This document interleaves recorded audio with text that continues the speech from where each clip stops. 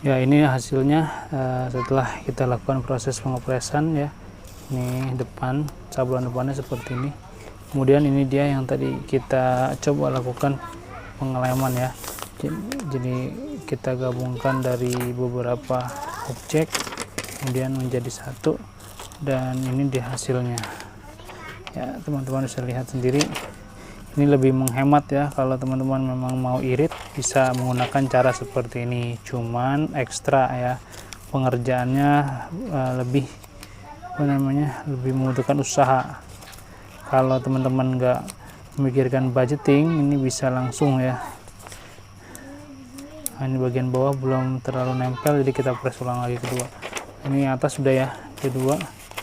Ini yang belum, kita press ulang lagi. Nanti ada beberapa baju yang memang harus melakukan proses pengopresan tidak hanya sekali, karena ini kan ada wangki ya di bagian sini.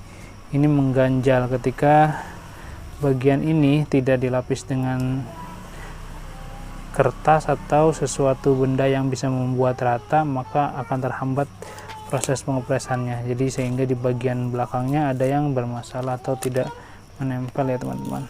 Ini kita coba lihat perlahan-lahan bagian mana yang masih belum terkena panas merata. Nah, ini saya coba lepaskan, ternyata ini sudah ya di huruf U dan A ya, seperti ini ya teman-teman. Bisa dicoba ya dengan cara yang tadi saya lakukan. Teman-teman juga melihat proses pengerjaannya, ini bisa memperhemat atau membuat ya biaya produksi lebih rendah ya. Silakan coba dan lakukan di rumah ya. Ayah, saya mau bantu. Ada yang belum bisa. Nah, jangan rusak. Ini rusak. Ya teman-teman, ini tadi ada satu bagian yang belum press merata ya. Ini kan ya agak riskan ya. Kalau kita perdekat, perjelas nih, berarti belum kena nih, lemnya belum menempel di atas baju karena mungkin panasnya tidak merata ke bagian yang paling bawah.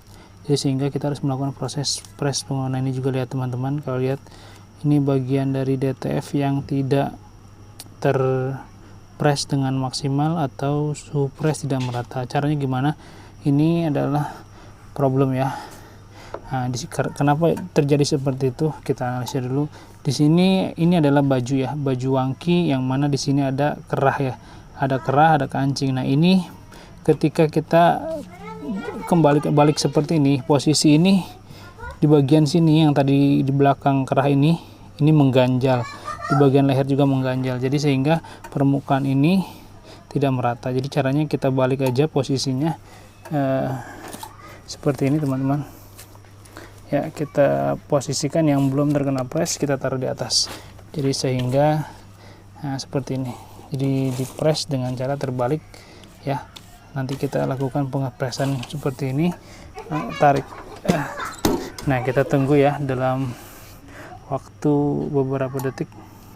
Kita pakai suhu 160, itu baru naik 154 ya, sudah bunyi. Kita lihat. Nah, sambil menunggu ya, ini kebetulan ini hot fill tapi yang memang harus menunggu adem dulu ya. Jadi salah satu triknya ketika dalam kondisi sangat panas, kita gosok-gosok untuk mempercepat adem filmnya ya. Nah, ini jadi ketika kita balik posisinya seperti ini, maka aman karena tidak ada bagian yang mengganjal ya di area press. Sedangkan ketika posisi kerah atau leher ini dan kita posisikan di area cetak, maka dia akan mengganjal. Ini kan tebal ya teman-teman tuh.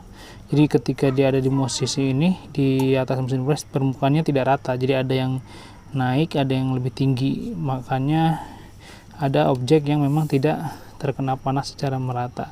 Nah, ini kalau sudah kita lihat ya. Coba kita perjelas. Bismillah ya. Nah, ini lihat kalau sudah di press seperti ini, teman-teman bisa lihat hasilnya ya. Nah, hasilnya alhamdulillah sudah berhasil, langsung kita press kedua, yaitu untuk proses finishing ya. Finishing tidak perlu membutuhkan ganjelan atau apapun, langsung kita lakukan proses finishing saja. Sama durasi waktunya 10 detik ya, dan suhunya tidak berubah 160 derajat. Nah, jadi proses kedua ini akan membuat sablonan lebih awet sehingga tahan ya, tahan lama, kuat cuci, dan insya Allah hasilnya lebih bagus, lebih maksimal. Oke, seperti itu ya. Mungkin tips dari saya seperti itu, silahkan dicoba.